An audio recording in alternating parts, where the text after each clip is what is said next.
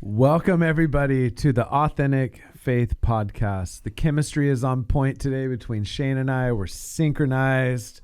We're on assignment. We're ready to come in and have a really deep talk. Shane, I noticed that we have the same coffee cups, essentially. How did that happen? So funny. Your brother gave me this cup, and I actually text a picture of it because I've had it for so many years. I text a picture of it to him the other day, and he's like, "Bro," I was like, "This is my favorite cup." He's all, "Really?" And I was like, "Dude, represent," because it hashtag not a sponsor. Oh, yeah. We have no sponsors. We're refusing to accept sponsorships. This is proof, Kyle, that I rock this thing on the daily. It's my favorite. There you go. Yeah, and I was actually going to put mine down because I'm like, that's kind of not a cool coffee cup to be on the counter for the podcast. Really? Yeah. Would you rather have like you a want like a handle? Yeah, do you want like a man's lunch thermos? Like, is that what I want on the podcast, or do I want like the trendy little paper cup something? We could have been super trendy and had the new Stanleys and drank our coffee from a straw. I've banned Stanleys from my house. My daughters, they've got a different Stanley with a different color for each day of the week. Stanleys are not allowed at the Lawson's house anymore. If a Stanley comes in, a Stanley goes out. That's all I'm saying. Stanleys, I just want one day where my cup cabinet will match. Mm-hmm. Like, I'm longing for that. Me and Shannon, we talk about this. We walk through like the furniture store, like Pottery Barn or wherever we go, and I'm saying, I love all these matching cups because the to-go Stanley cups have taken over my cabinet. And what's the genius of the brand Stanley, right? Hashtag not a sponsor, again. Stanley was not a thing. They went and they saw, we could do that, but better. Let's put a handle on it and make it epically taller. And people are like, yes, please. Can I buy every color in that? Like, the marketing. And just commenting on this, because Shanna will say it too, like, I think we have this fear of dehydration now. Like, we live in the most oversourced, like, the drought's over. Yeah. But we have to take water with us everywhere. And prove to me that you drank that whole thing. Prove to me that you drank everything that was in that cup by the end of the day. There's 2 or 3 sips. Yeah. There's 2 or 3 sips max on a drive, but this thing got to go with you everywhere. Yeah. We're not finishing the full Stanley in a day. Come on, people. No. Let's be real. And then you think about it, you're going to take a Stanley to the DMV, like, they're going to use the bathroom. You're going to wait in a line. Like, there's so much with it. I've got some inner Stanley stuff in me because occasionally I'll walk in the house, I'll see the Target bag, and I'll see the Stanley peeking out of the Target bag, and I'll just go. Do they make a Target bag big enough to carry a Stanley cup? Oh, yeah, they do. Oh, yeah, because they make smaller Stanleys now. Oh, do they? Okay. They're branching out. Yes. Okay. So, we've got our Yetis. That's right. Our Yeti. I've got one. That's it. This is what I use. the only big one I have. So, coffee. We care about it. Now that that's out of the way, here we go. We do have some content for you. You always need like a little bit of ramble on a podcast, but we try not to ramble too long because we don't want to waste your time. But I want to talk today about a few different subjects, but I want to move into a conversation about like self-control and managing crisis with maybe some context about what it means to be a healthy man. There's a few ways to you've never lost your anger before. You've never lost your cool, right? There's 2 types of wisdom. Right, correct. Yeah. There's 2 types of wisdom. There's people that, and I meet these people all the time that are just they're wise. They're just, I don't know how they got it. And then there's people that have done everything the wrong way, and they can give you wisdom from that place. From the other side of it. And that's more where I'm going to be giving any kind of insight from is, this is how I know you don't do it. Give us an example. There's just too many. There's too many. I will say that over the, 15 years of being in ministry, I feel like I've gotten better in some areas. I remember one moment specifically. I've always been like kind of cooler under pressure than Shane. Shane's always firing off under pressure. I don't need to get into the long history of our relationship, but it's kind of been the way it's been with us. Like, I can come in and I'm like little more level-headed. Shane's like ready to freak out. Well, you're like a volcano, right? Where it's all erupting inside, but you're cool on the surface. I'm more like a hurricane. Like, I'm on you. Everything that I could say is out of my mouth, and we're in it. Like, if we're getting in it, we're getting in it. We are. I remember one time walking to the back of the old church that we used to work for, and I remember you were raging on someone, and I walk up, and you were outside of the room, like pacing and like getting crazy, like internally. Like, there was no conflict happening yet, but somebody had disrespected you. You know that there's that. I walked up on this. Yes, and I 100% remember this day. I don't know if you remember this day. I 100% remember. I know exactly what it was that person said. I don't even remember what it was. I just remember they set you off, and I walk up and I'm like, peace, prayed, calm, release it, let it go, be a leader, you know, all this stuff. And Shane's like, I'm gonna show you a freaking leader. Like, I'm gonna show you, like, well, here's what's so hard. And I want to preface this with saying, like, there's always someone tougher than you out there. I realize in the world that you might get, get some parameters on this. But when we grew up, like there wasn't a lot of like if a conversation was going a certain way, you just knew, I know where this is headed, right? And so you go like, okay, well, if we're getting there, this is where it's going. Let's just get there. Let's get there fast. So when you become a Christian, people go like, oh, you're a new creation, and you go like, yes, I'm a new creation. I'm totally new, but there's some stuff in there that Jesus is still working on. And so what happened was that individual we were talking about, I know exactly. I can remember it to the day. I just remember walking up on you upset. I forgive him in my heart. We were talking about, we had a panel up at Young Adults, and we were talking about how we were going to take the young adults to Disneyland, and it was Q&A. And this guy raised his hand and he said, shouldn't you spend that money on the poor instead of going to Disneyland? And I remember answering him like, well, we definitely do a lot for the poor, and we do a lot of ministry and things like that, but community building's important. Jab you with this, like. And I'm up there, and this is what I was telling someone the other day with the incident that we had, and that's a whole nother story, is when I can't say something vocally, I'm like a person that I just when you say that, and I know I'm around people, I just swallowed a grenade. So you didn't see it explode out in public, but it went down because I was like, I gotta internalize this, and it'll. And then as soon as we were outside, he said something else smart. And then you remember that meme that's out there of the lady that's got her finger pointing and she's screaming? That was you. I'm a finger pointer. No, I walked up on this situation, and Shane's exploding. He's going nuclear outside of the ministry room, like that coyote cartoon with the ears blowing with steam. Shane is freaking out, and I walk up and I'm just like, hey, it's okay, forgive him, peace, let it go, because I saw that like old Shane was coming out. And what's interesting is old Shane is an interesting man. He's very Shane, let me give you some context to this. Shane is like, I'm not going to say like you're dealing with like some childhood issues, but I'll just say that like when we're sitting on the bench at jiu-jitsu gyms, Shane's sizing up who he thinks he can beat up. Can I just be real? He's sizing up. We called him out right now. Dude, I'm just more of the lines when you walk into a room, you got to make sure like, hey, if things go south. No. I'm taking that guy. I'm taking that guy's legs out for sure. I'm heading for that door. And we're sitting in a room full of like women with Stanley cups. He's like, who's going first? I'm like, why does anybody have to go?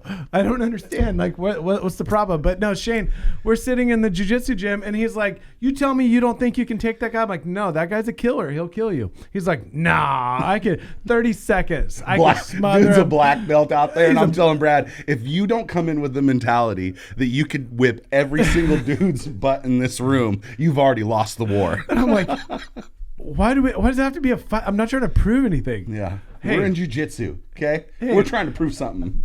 So the relationship between me and Shane and my de-escalation of his hurricane, it's been pretty deep in our friendship. Bro, remember when we used to play indoor soccer? Oh. Bro. Oh, yeah. And it became indoor hockey check. And there's just so many times where I've blacked out and then woken up to somebody screaming, Shane, calm down, Shane, shh. Here we are. And I won't. And How do you manage the internal storm? Like, how have you learned since you've been married? Because obviously we're having fun with this. Right. We're having fun with this. How do you manage an internal storm as a man? Like, because we could all like justify. We could go, I'm not going to be just ran over by situations, and I feel like men are.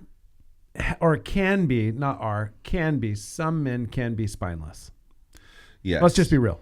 Some men can be spineless, where they won't stand up to anything. They won't confront anything. They won't speak their mind. They just say yes, and they do whatever, right? And some men have kind of lost their backbone, but also some men are so filled with whatever this internal storm is that they have no empathy and no humility at all. How do you manage the internal storm, and how do you walk with that tension?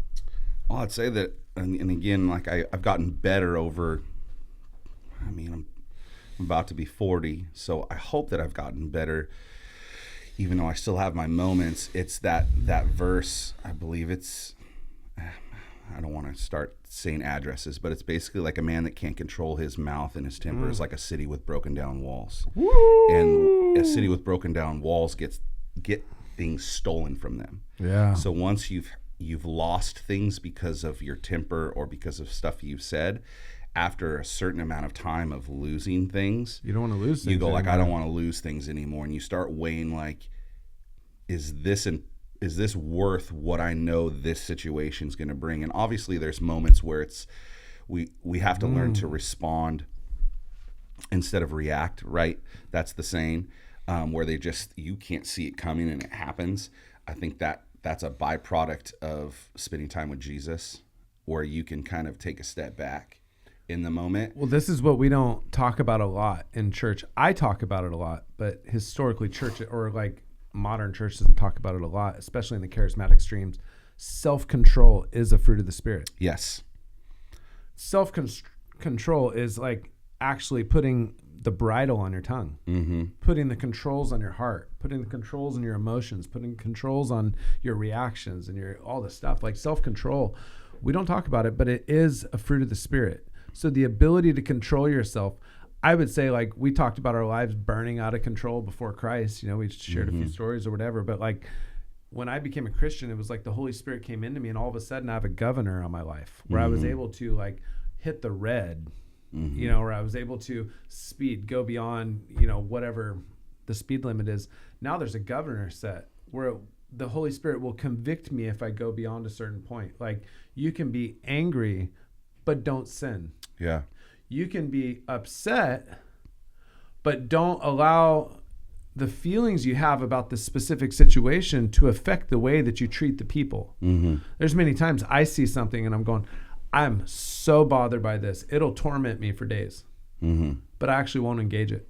I won't engage it unless I feel like it's going to hurt someone else. Like, because the authority we've been given as men is to protect, and to promote, and to provide. And, so my inner world as a healthy man has to be governed by Christ. Jesus, he created a foundation for everyone to thrive. Yeah. So like if you were always afraid of, if I approach Jesus, he may lash out at me. He's unpredictable in the wrong way. He's unpredictable in all the right ways, like in moving in the Spirit and compassion and blessings and all the stuff he does. But unpredictable in the wrong ways is not safe. And for us as men, I think it's important that we create safe environments for people. Absolutely. Went through, even in the first couple of years of my marriage, just from having a lot of different, you become a new dad. You have a job you're working till 10 o'clock at night. You're full time in ministry. You're spending time with all these people. Every excuse in the book that I can think of to justify why sometimes I'd be like this person who, like, once I reached my limit, I'd start pacing, and I'd just be like, just working through everything that was in my mind out loud. But it made my environment that way at home, which whenever that did happen, you need to speak into that, because that's a word. Whenever that did happen, like, we set the tone. we set the tone. And so I had to build that trust back over the next foreseeable years in regards to like, I'm somebody that my wife can trust as far as like when something happens that we can't see happen, that I'm not going to lose it, that I know exactly, how to handle the situation, calm everybody else down. Like I imagine like people, nobody wants to be around you when you're losing your stuff. Nobody does. How do you rebuild after you've lost it? Just step by step, like situation by situation. Worst case scenario, let me paint a picture. Worst case scenario, something happens at home, causes a reaction. You say something hurtful towards your wife and your kids are listening. Yeah. There's a man out there right now who has said something they regret in front of the people they love and they don't know how to make it right. Mm-hmm. What do you do? The first thing is acknowledge the fact that it happened. I think a lot of together, acknowledge it to your kids, acknowledge it to your spouse, that this is what I said. I shouldn't have said that, or I shouldn't have acted that way. That's not the way that we act. That's not the way that, or the person that I want to be. First, acknowledge it, because I think a lot of people, and I've done this before in the past, where I may have messed up or did something or hurt feelings, and then you want to pretend like it didn't happen. I want to get over the You can't sweep it under the rug. Sweep it under the rug. I want to get over the situation as quickly as possible. I think for me, if I'm in that situation, which I have been, is I go and I confess, and then I repent, right, to God, but to whoever I offended. And then it's showing them in the next thing, right? Because forgiveness is one. Learning to go like, can I trust you the next time is a whole different thing. Like, so then the next time, that maybe that same situation occurs, or whatever it is that sent a person over the edge, I need to do better. And I would like to give people some sense of freedom in knowing, like James says, that only a perfect man, only a man who is perfect can manage his tongue. So perfection isn't the goal. Yeah. Jesus, being more like Jesus, is always the goal, right? Like, so. Well, the tongue is sourced from the heart. Mm-hmm. So the reality is, what fills your heart comes from your mouth. It flows from your words. Mm-hmm. So if you fill the heart with love, with the Holy Spirit, with peace, with the presence of Jesus from your mouth, that's the governor. Like, it's going to filter things that come from your mouth. Yeah, and really taking a deep look of going like, what's continuing to cause this? If we're just kind of living life on autopilot, not really self-examining at all, then an issue won't just magically, typically 99% of the time, won't get better by itself.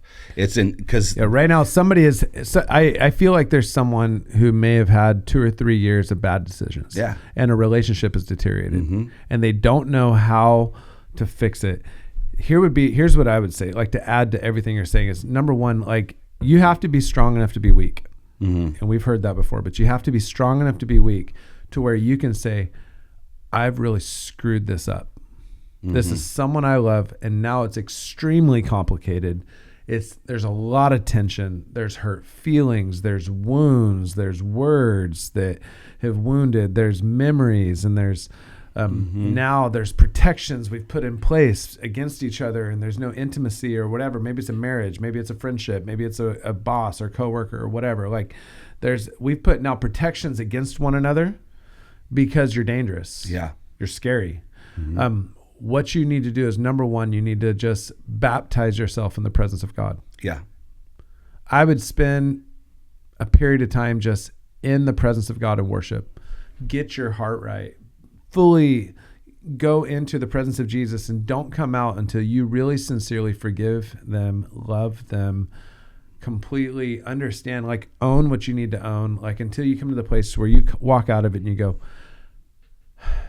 I screwed up, and I've said some things and they've said some things, but I'm not even going to ask them to apologize. I'm letting it go. When the time's right, Lord, give me the opportunity to go and have a sincere apology, expecting nothing from them. Expecting nothing from them. Then you walk out of that season. Maybe it's a month. Maybe it's 2 weeks. Maybe it's 2 days. I don't know. Yeah. You walk out of that season where you've just went back to the presence of God, Maybe sometimes if it's been real bad, if you've really screwed up, give it 6 months because they're probably watching the time to see if you really changed. Let them notice the change that's happening in you. So go into the presence of God for a period of time. When you're ready to have that conversation, have it, but don't say a lot of words. Yeah. Don't make excuses. Don't justify. Don't blame. Say, I'm sorry, and let it sit. Say, I'm sorry, and say, I realize that I'm responsible for the way things have gone, and I'm taking ownership over what I've done and where we are. And so I'm saying, I'm sorry, and I've been on a journey to make it right and to become better. Yeah. And then you let it rest. You don't even say, you could even say, like, I've done this before. I don't expect you to say anything back. I don't expect you to even give me your side of it. I'm saying I'm sorry. I'll absorb all of your frustration towards me. And it's not just like dying and martyring yourself. Like, that's emotionally immature. It's coming from a strength of like or a place of real understanding where you say, I've been in the presence of Jesus and I know my sin. I see my mistakes, and that's what I'm accountable for. Yeah. You know, as I'm supposed to take accountability over my own life. And then you make that conversation happen. And then from there, you spend another 6 months in the presence of God. Like, you stay in it. And you may never come out the rest of you shouldn't come out the rest of your life. Yeah. You stay in the presence of Jesus. And then you let the Holy Spirit begin to rebuild the trust. Yeah. Rebuild the friendship. Rebuild the relationship. And it will happen at his timing, because what happens is most of the time, like I was in the recovery ministry for a long time, at the rescue mission, you will recover much faster than the people that you hurt. Your life will transform, and you know a lot about this. Your life will transform, and you'll know you've repented. You'll know that you're forgiven, you're restored, and God has you where He wants you to be. But then the people around you don't forget. The record of wrongs are out there and all this. So the only thing that can fix that is time and faithfulness. Time, faithfulness, the Holy Spirit, and just the testimony of Jesus on your life, where you go, no, it's actually different today.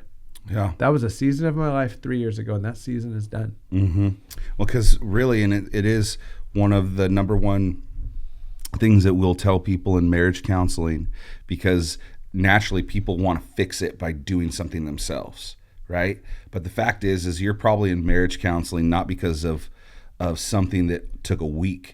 You're in marriage counseling because of 6 months, a year, multiple 5 years, 10 years of doing something to the other person, or both, right?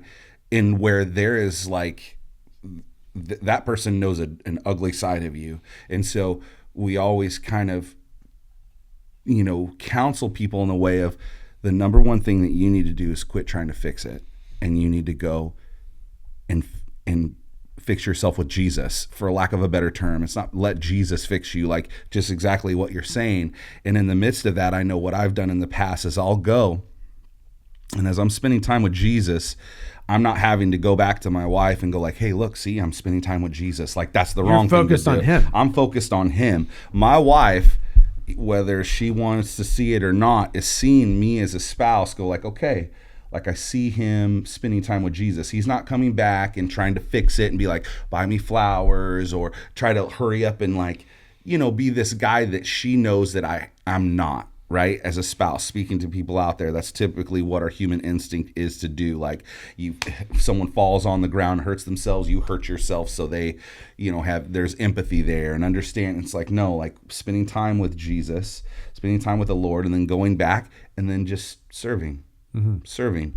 I'm going to do the dishes. It has nothing to do with what I'm saying and more of what I'm doing, because really in marriages, what happens is a lot of people have said stuff and their words mean nothing, because they've said a lot of stuff in the years but have done nothing to back that up in the years. So now you're going to reverse that psychology, and you're going to serve, spend time with Jesus, serve, spend time with Jesus. And then the time will come where when you do speak, your words will hold more weight, because you haven't just been throwing, oh, I love you, or I told you I was sorry, or I told you I wouldn't do it again. It's like, I've heard that so many times, and it's worked out the opposite way. So building trust in an applicable way, that's how I could probably paint that picture for some people out there, which was, I think, was going along with what you were saying, is it's like all the time with Jesus, all the time with Jesus, all the time, because that's really where trust is predicated on a person's relationship with Jesus. Yeah. And the reality is, like, for some that would dismiss that, oh, like, just go to Jesus. Like,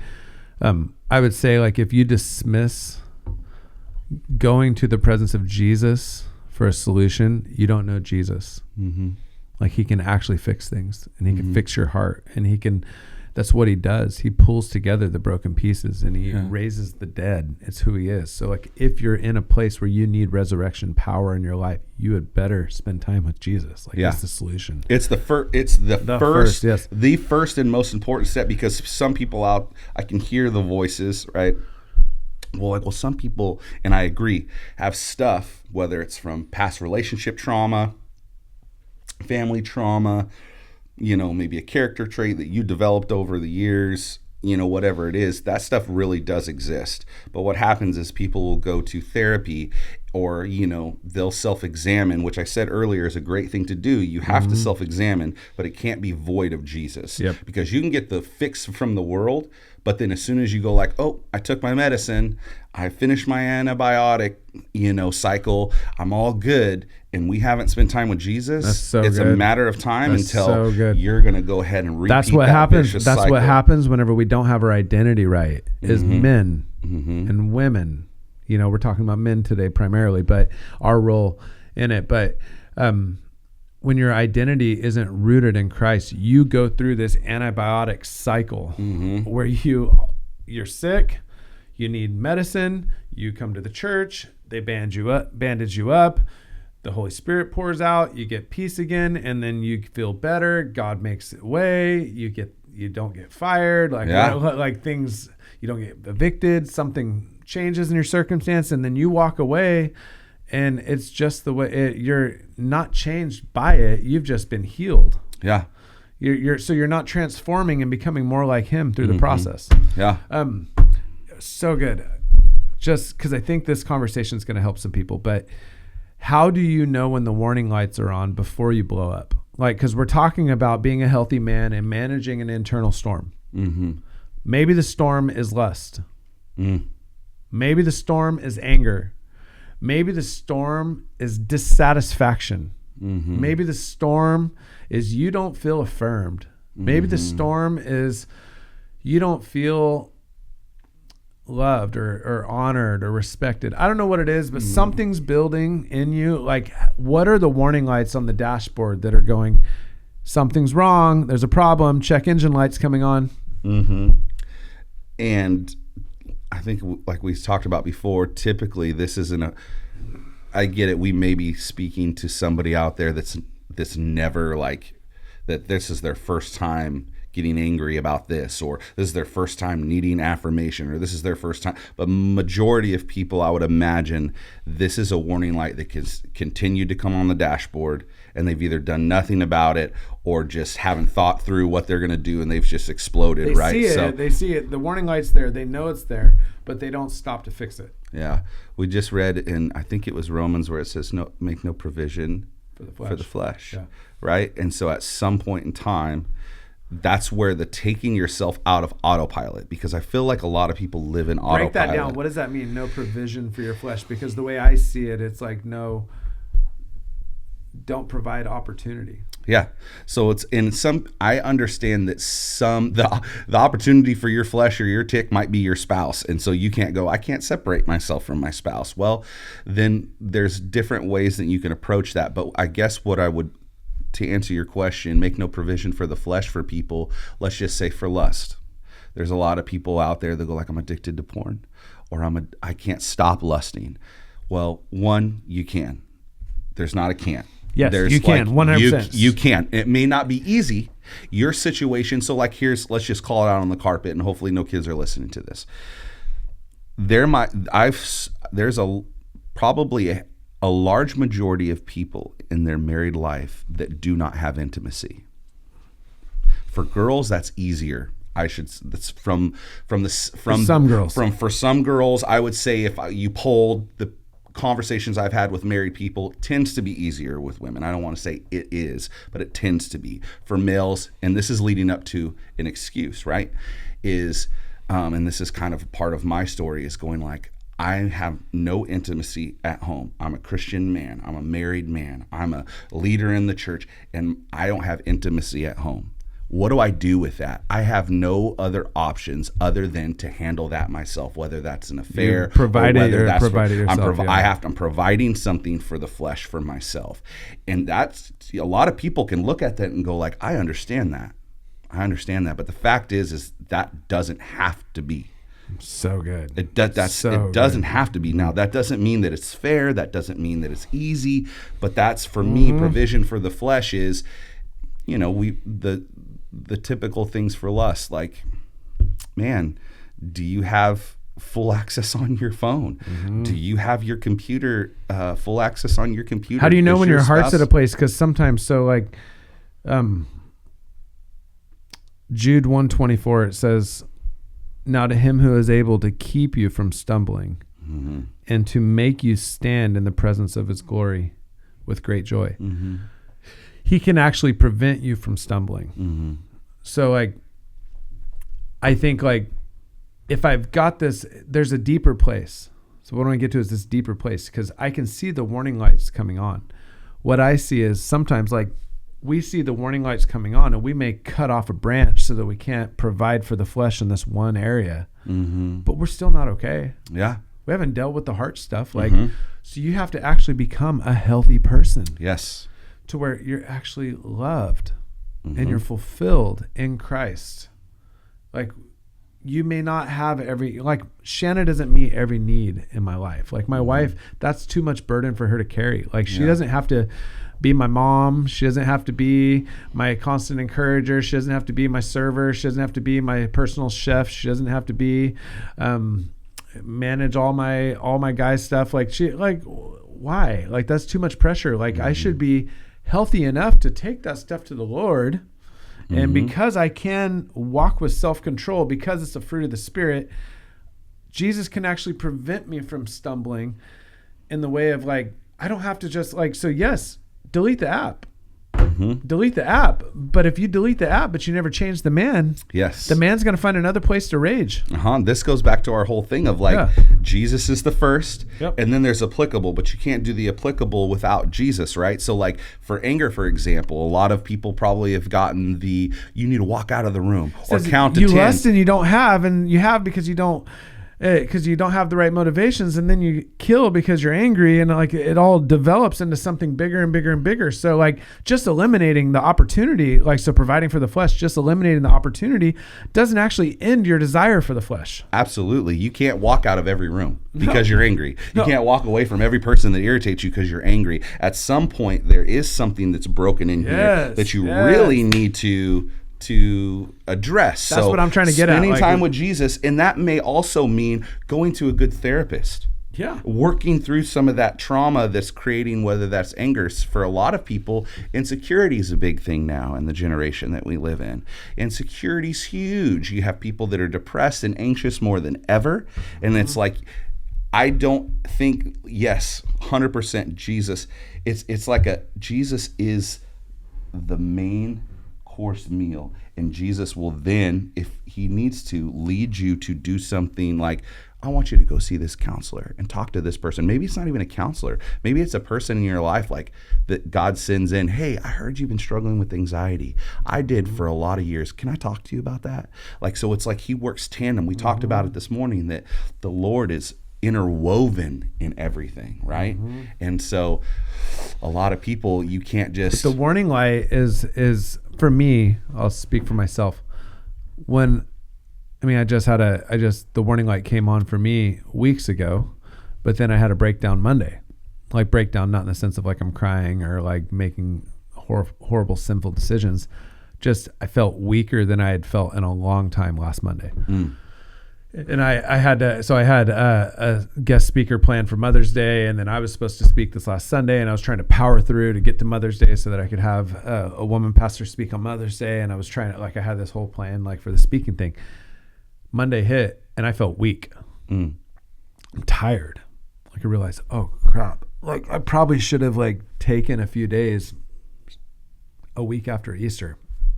I did it, and I've been running since mid-March. Nonstop. The warning lights were on, and I felt it. And then Monday hit, last week, and I text Mika, who's a teaching pastor with us, and I said,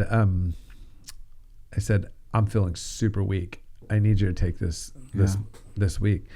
And she said, anything for you. And she just picked it up and left. But I like that week is like, I just need time to recover. And so I had a Wednesday night equipping night, and I went all in on that. But it was like every last ounce of spiritual drop I had in me, I had to release there. And then Thursday hit, and I know, like, okay, I'm spent.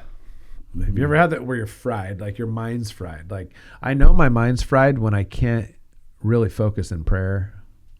I get into my Bible and it's kind of like, I'm just all over the place. I'd rather scroll on my phone, or I'd rather like do something. Like, I'm just not connected. Yeah. And then 2 days goes by and I slowly begin to like rest. And I finally get to a place where it's like Sunday, after 3 days, I'm able to go, okay, I can breathe. And my prayers are powerful again. Yeah. You know, and I'm finally like healthier. If I make decisions when I'm in that state of mind, when I'm tired, that for me is the warning light. Like, I can't make decisions when I'm tired. When I'm tired, I have to put distance between myself and important relationships that I would hurt with my words. Right. Because like I made a couple decisions last week, and I know I made bad decisions. I came into church Sunday and I was irritated about 3 or 4 things. I'm just like way irritable. I'm not doing anything super wrong. I'm just not right. Yeah.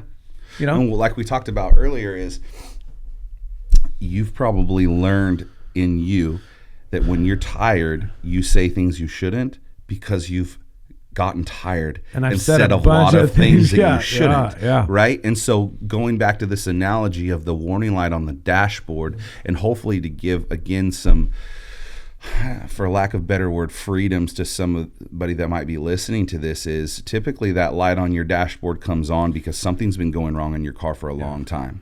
And I do not want to say that you can be in a moment and Jesus can do this.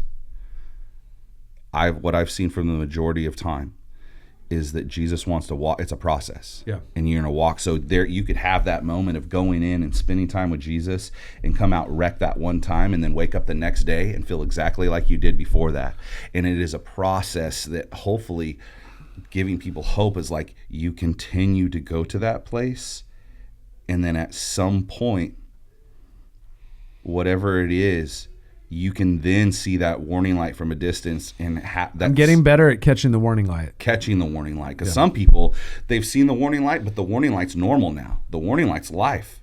And so for us, they live their entire life with the dashboard filled with all these lights. So problems with the tires, problems with the engine, problems with the radiator, problems with the heat exhaustion. Like, they live with these warning lights, and they do nothing. So the more time you spend with Jesus, I can't even explain what it does, but it almost like slows life down to a certain extent, to where when you continue to be in that, you eventually start coming and you'll start looking at the dashboard and going like, whoa, my tires are low. Like, that's probably why life's been a little bumpy. It's been hard to move, my Lord wants me to address the tires. Okay, Lord, how do you want me to address the tires? Instead of just going like, frantically trying to fix something. It's here, and then it almost allows you to take a step back and be like, okay, wow, I didn't know that. Let's the Lord wants to tackle that issue. The Lord wants to fix this issue, you know? And the only way out of it, like, so my reality isn't much different than anyone else. I just have different responsibilities. But in my reality, most people don't realize when they bring a problem, how many other problems I'm dealing with, which I don't want them to stop bringing problems if they're the right people and the right kind of problems. That's what I'm here for. I'm here to serve. I'm here to help. But also understanding that, like, sometimes problems will come on the back of 6 weeks of other problems. And that was what was happening to me. It's like I had 6 weeks of like opinion after opinion after opinion, and rejection after rejection, and you did this wrong, and you did that wrong, and you did that wrong. And over time, it just wears you out so much. And then if you never actually like come to terms, because just about the times you come to terms with it, another one comes. And another one comes. And then you finally have to get to a place. And what I'm trying to say is, my phone would have 40 unread texts. But I know that I'm not healthy. I can't respond. Like, even though I want to engage with I mean, there's many things I could. I'll just tell you, mentally, I'm fried. Like, so like I have to sometimes just say, Lord, I trust you with everybody. Mm-hmm. I trust you with the family. I trust you with the church. I trust you with the building. I trust you with the future, the school, all the stuff we've got going on. I trust you with all the moving parts. Mm-hmm. Because I literally cannot hold it together right now, because holding myself together is the main priority for me this week. Mm-hmm. You know, you have to be content and very confident as a man, or content with your weakness. I say this, here's two things to leave you with this, because talking about self-control and everything else. Yeah. If you don't know your personal limitations, mm-hmm. it will be very difficult for you to recognize the warning lights. Mm-hmm. Mm-hmm. What can you do? What can't you do? Mm-hmm. Who are you supposed to take every call from, and who are you not supposed to take every call from? Who are you supposed to be deep in the emotional weeds with, and who are you supposed to refer out? Mm-hmm. Because you can't be that deep with everybody. Yeah. You can't be in everything. Mm-hmm. So number one, personal limitations. You have to know your personal limitations. Number two, be confident enough that if people aren't okay with your personal limitations and they might leave you, mm-hmm. be confident that that's okay. Yeah. You're going to be okay. Yeah. I think it's so good at that comedian. He was talking about it, just the personal limitations things. He's like, I miss my 20s. In my 20s, people were like, hey, we're going here. Yeah. Hey, you want to come along? He's like, yeah, let's go. And it's like when you're in your 30s, you go like, well, where are we going? Yeah. I've seen that. How late are we going to think? I think I'm going to drive separate. You know what I mean? It's like that maturity level and of then going. 40s, what do you say in your 40s? You just basically, I think I'm going to stay at home. I'm just going to stay home tonight. Yeah, I think I'm just going to stay at home. I'm not going out. I'm not going anywhere. Yeah. I thought that was so relevant to But that's managing like your stuff. Like, and now that I'm in my 40s, I'll tell you the storm is much less than it was in my 20s. Yeah. In my 20s, it was tough to manage that storm internally, whatever that stuff is. You know, whether it's anger or whatever, like passion and whatever. 30s, it was difficult, but it wasn't like it was in my 20s. Mm-hmm. You know, and sometimes 30s for me, they were like my forming years. Like I was transformed in my 30s. I think you've been through some transformation in your 30s. Mm-hmm. 40s for me are sweet.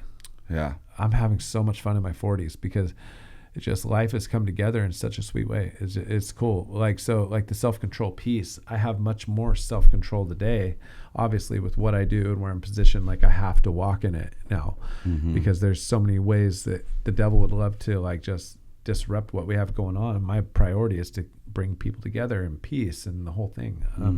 But yeah. I read a book one time and it's saying one of the most important things, it was talking about why the tree was in the garden that they couldn't eat from, right? Of knowledge of good and evil. He said it's a vital thing for a human being to be able to tell themselves no. They have to have no in their life. And in our younger 20s, we never told ourselves no. In our teens and our 20s, we lived life where yes. And a lot of people might be in their 40s, maybe their 50s or their 30s, and they go like, that's great, but my life is chaotic. I don't have life isn't settling down enough for me to even concentrate on Jesus or self-control. And like, I understand that those seasons exist where you're just getting pummeled left and right. And if you haven't done the work, you know, to prepare yourself for that storm, there will come another time when you're out of that kind of season where take advantage of that window to go like, this is me. And because that's what it is. Like whenever I have those moments, because life does get busy even now. I'm living a very busy life. Yeah. And if I'm not taking full advantage of the times where it's not spending it with Jesus, then I'm a less effective person when life is chaos. And I've always lived my life, and it's frustrated myself where I have a plate and everything that I have to do, responsibilities, people's their wants from me is all on this plate. And I look at it as a full day. Like my day is removing, I finished that responsibility off my plate. I met with that person off my plate. I had dinner with my wife off my plate. I played with my kids. But the reality is there's always things continuing to be piled on that plate, and that plate will never be completely empty. So learning to know, like, some people might go, well, if life could just get less chaotic, I could be more self-controlled. Like, that's not a reality. That's a fictitious book. What deception are we living under? I keep saying like when I get to an easy year. Yeah. Like, has there ever been an easy year? It's not going to happen. So the easy year isn't coming. Take advantage of those pockets. I think of Jesus, of like his ministry. He's going. And then he found pockets to go like, I'm getting away. And he got away for a long time when he would go. Like it was like, I'm taking advantage of this moment of spending time with God. Like take advantage of your moments instead of maybe some of the things that a person regularly does. Oh, I don't want to deal with the dashboard lights right now. I'm going to veg out here, or I'm going to cope this way. It's like at some point in time, you got to realize the coping and the vegging or whatever it is, the lights will not go away until you do the thing that's uneasy. Get in the mechanic shop and do the work. Break it apart, figure out why it's broke. Mm-hmm.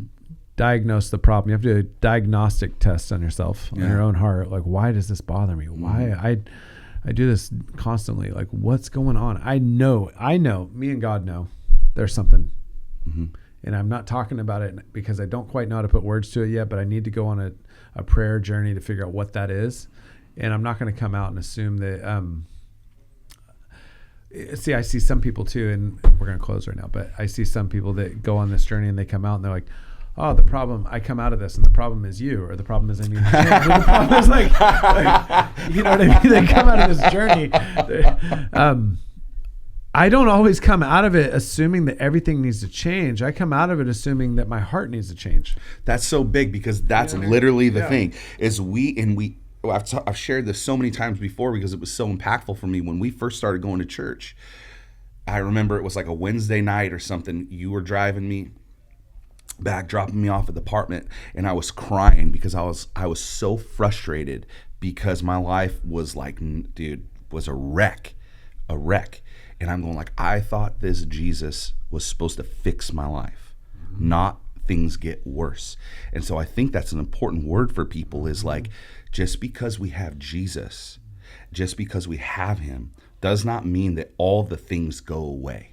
Your past does not change in the sense of like that abuse might have still reality is it's you still might still live in the same house with your the same divorce person. Might still happen. Your spouse might be the same person, but spending time with Jesus means when you come down from the mountain, it says in John 16:33, you have me in the midst of it. I've overcome it. So it's like, I think that frustrates a lot of people where they look at Jesus as something to take away the ailment, when in fact, in some circumstances, yes, but no, like it is like this source to where we can come and we can actually now, instead of going toe to toe, having a yelling match with my spouse, if that's you out there, I don't have toe to toes with my spouse.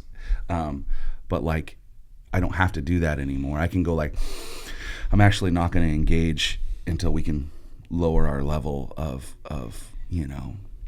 conversation. When my wife and I were going through therapy, one of the best tools that our therapist, who was a Christian man, gave us was he gave us this chart, and in the bottom was how children speak, and in the middle was how adults speak, and on the top section was how parents speak. Oh, that's so and good. He had it over here on Give 3. me a picture of that chart. He said a lot of people, so here using this wall, you can Photoshop it in later, children, adult, parent. He said what happens in marriages is they're not speaking adult to adult. He said, in some marriages, they're speaking like children to each other. In some marriages, it's like a parent speaking to a child. Some marriages, it's like a parent speaking to an adult.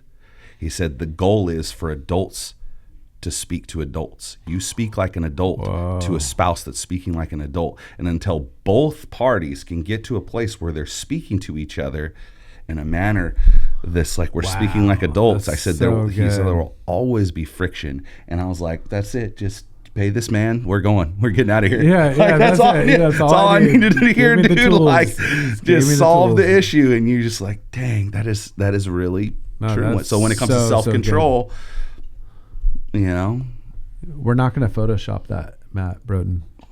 No, but I feel like it was like people could see. I know what you're wanting done, but we're not going to do that. Okay. We're trying to make this podcast very raw and authentic because it's the Authentic Faith Podcast. If we put like a glowing, something. I'm not going to do a chart for you. Okay. Yeah, it's worth a shot. I know. Yeah, you have not because he asked not. It was good, but they're going to have to use their imagination about your chart. Yeah.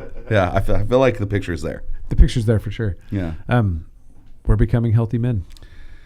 Healthy men. It's not going to happen by yourself. You're not going to wake up one day and be like, I'm a better man than I was yesterday. Like, no. Unless you're spending time with Jesus. You don't apply yourself to it. Yeah. Well, and the thing is even then, like, again, we can go on this for days, and I love this because it's so deep. It's like Jesus often said, go show yourself to the priest. So Jesus, yes, his presence is beautiful, but we often leave sometimes with Jesus on sometimes things that he wants us to be obedient with after we've met with him. And whether it's something that we struggle with, if we just go like, that was great advice, but I have nothing to apply here. Like it's this perfectly woven plan, and we need to. There's a lot that comes after salvation. They don't tell us when we say yes at the cross. Yes. To become healthy, you have to actually give yourself to Jesus over and over and over again.